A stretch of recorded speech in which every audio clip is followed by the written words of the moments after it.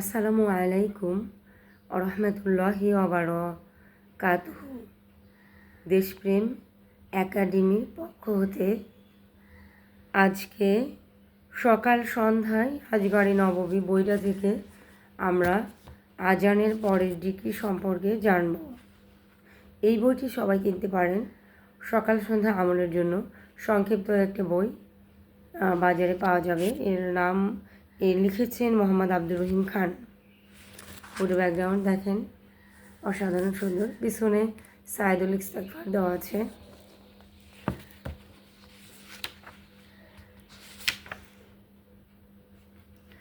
আবদুল্লাহ ইবনে আমর ইবনে আস রাদিয়াল্লাহু তাআলা আনহু থেকে বর্ণিত,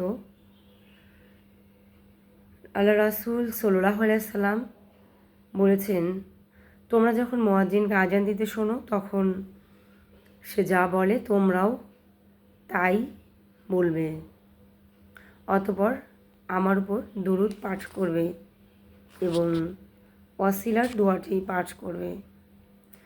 রাসূলুল্লাহ সাল্লাল্লাহু আলাইহি সাল্লাম বলেছেন, যে ব্যক্তি আমার উপর দুরূদ পাঠ করে একবার, আল্লাহ তার প্রতি 10টি রহমত বর্ষণ করেন। তারপর ওয়াসিলার দোয়া, আল্লাহুম্মা রব্বা হাজিহি দাওয়াতি তাম্মাতি, হে আল্লাহ, এই পরিপূর্ণ আহ্বানে আপনি প্রভু। অসলাতিল কয়িমাতি, অসলাতিল কয়িমাতি, এবং এই আসন্ন সালাতের, এই আসন্ন নামাজের আপনি প্রতিপালক, আপনি প্রভু। আতি, দান করুন, মুহাম্মাদানিল অসাইলাতা, মোহাম্মদ সাল্লাল্লাহু আলাইহি ওয়াসাল্লাম দান করেন অসাইলাতা, জান্নাতের একটি স্থান। অল ফাদিলাতা, আপনার দয়া অনুগ্রহ। ওয়াবআসহু, তাকে প্রেরণ করুন। মাকামাম মাহমুদ, মাকামাম মাহমুদে, মাকামাম মাহমুদানাল্লাযীনা ওয়াত্তাহু, মাকামাম মাহমুদানাল্লাযীনা ওয়া'আদতাহু, এবং যার প্রতিশ্রুতি আপনি তাকে দিয়েছেন। আমি বাংলায় বলছি, আপনারা বাংলা হৃদয়ে ধারণ করে নেবেন। হে আল্লাহ, এই পরিপূর্ণ আহ্বান এবং আসন্ন সালাতের আপনি প্রভু। মুহাম্মদ সাল্লাল্লাহু আলাইহি সাল্লামকে দান করুন সর্বোচ্চ সম্মানিত স্থান, সুমহান মর্যাদা এবং বেহেশতের সর্বোচ্চ সম্মানিত স্থান, অর্থাৎ মাকামে মাহমুদ, যার প্রতিশ্রুতি আপনি তাকে দিয়েছেন।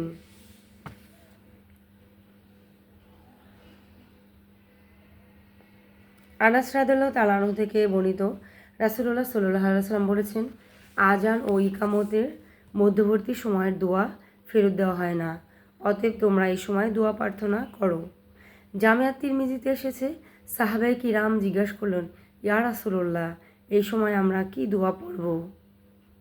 উত্তর হলো, এই দোয়া করো, আল্লাহুম্মা, হে আল্লাহ, ইন্নী, নিশ্চয়, আসআলুকা, আমি প্রার্থনা করছি, আসআলুকাল আফওয়া ওয়াল আফিয়াতি ফিদ দুনিয়া ওয়াল আখিরাতি। আফওয়া মানে হচ্ছে যাবতীয় কল্যাণ, আফিয়াতি হচ্ছে যাবতীয় নিরাপত্তা। তাহলে দোয়াটির অর্থ দাঁড়ালো, হে আল্লাহ, আমি আপনার নিকট দুনিয়া ও আখিরাতের যাবতীয় কল্যাণ ও নিরাপত্তা কামনা করি। আনাস ইবনে মালিক রাদিয়াল্লাহু তাআলা আনহু এই দোয়ার ব্যাপারে আরও রাসূলুল্লাহ সাল্লাল্লাহু আলাইহি ওয়াসাল্লাম বলেছেন, যদি তোমাকে দুনিয়া ও আখিরাতের যাবতীয় কল্যাণ ও নিরাপত্তা দান করা হলো, তাহলে তুমি পরম সাফল্য লাভ করলে। তাহলে আমরা শুধু সকালে না, আমাদের যখনই মনে হবে আমরা এই দোয়াটি পাঠ করবো। আমি আবারও বলছি, আল্লাহুম্মা ইন্নী আসআলুকাল আফওয়া ওয়াল আফিয়াতা ফিদ দুনিয়া ওয়াল আখিরাতি। আল্লাহুম্মা ইন্নী আসআলুকাল আফওয়া ওয়াল আফিয়াতা ফিদ দুনিয়া ওয়াল আখিরাতি। আল্লাহুম্মা ইন্নী আসআলুকাল আফওয়া ওয়াল আফিয়াতা ফিদ দুনিয়া ওয়াল আখিরাতি। দেখেন, আরবি ভাষা এত সহজ, খুব সহজে বোঝা যায়। আল্লাহুম্মা, হে আল্লাহ, ইন্নী, নিশ্চয়, আসআলুকা, আপনার কাছে প্রার্থনা করছি, আফওয়া, অর্থাৎ নিরাপত্তা অর্থাৎ কল্যাণ, আফিয়াতা নিরাপত্তা কোথাকার, ফির দুনিয়া দুনিয়ার মধ্যে, অলা আখিরাতি এবং আখিরাতি। আল্লাহ, আমি আপনার কাছে দুনিয়া এবং আখিরাতের যাবতীয় কল্যাণ ও নিরাপত্তা কামনা করছি।